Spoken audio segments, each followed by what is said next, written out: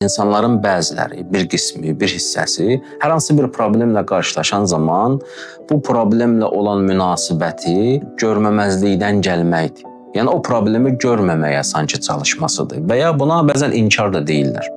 Hər hansı bir problemi inkar etmək. Bir problemlə belə bir münasibətin qurulması nə qədər doğrudur və nə qədər yanlışdır? Bəzi məqamlarda hər hansı bir problem hesab etdiyimiz mövzuya belə münasibət bəsləməyimiz doğru ola bilər.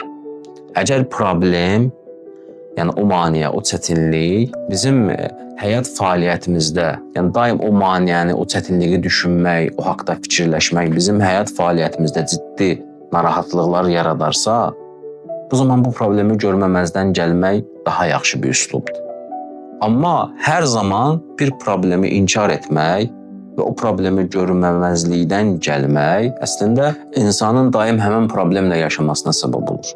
Yəni problemə belə bir münasibətin bəslənməsi, çətinlik və maneəyə belə bir münasibətin bəslənməsi bir çox hallarda yanlış bir münasibətdir. Deyək ki, bir insan hər hansı bir doğru olmayan asılılığa düçar olub, alışqanlığa düçar olub. Məsələn, kimisi alkoqol asıllığına düçar ola bilər, kimisi narkomaniya asıllığına düçar olur. Təəssüf olsun ki, belə insanların da sayı az deyil.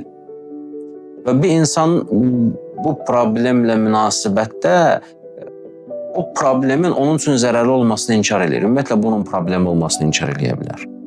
Ümumiyyətlə, bunu görməməzdən gələrək yaşamına davam elətdirə bilər. Yəni, alkoqolun və ya narkotik maddələrin onun sağlamlığına, fiziki həyat tərzinə, mənəvi və maddi həyat tərzinə hansı ziyanları vurmasını görməməzlikdən gəlməyə çalışa bilər. Təbii ki, bu zaman həmin şəxs o problemin həlli üçün heç bir addım atmayacaq. Çünki problemi inkar eləmək, onu görməməzdən gəlmək, yəni problemin həlli üçün çalışmamaq deməkdir. Bu zaman yanlış bir münasibət qurmuş olur həmin şəxs problemlə.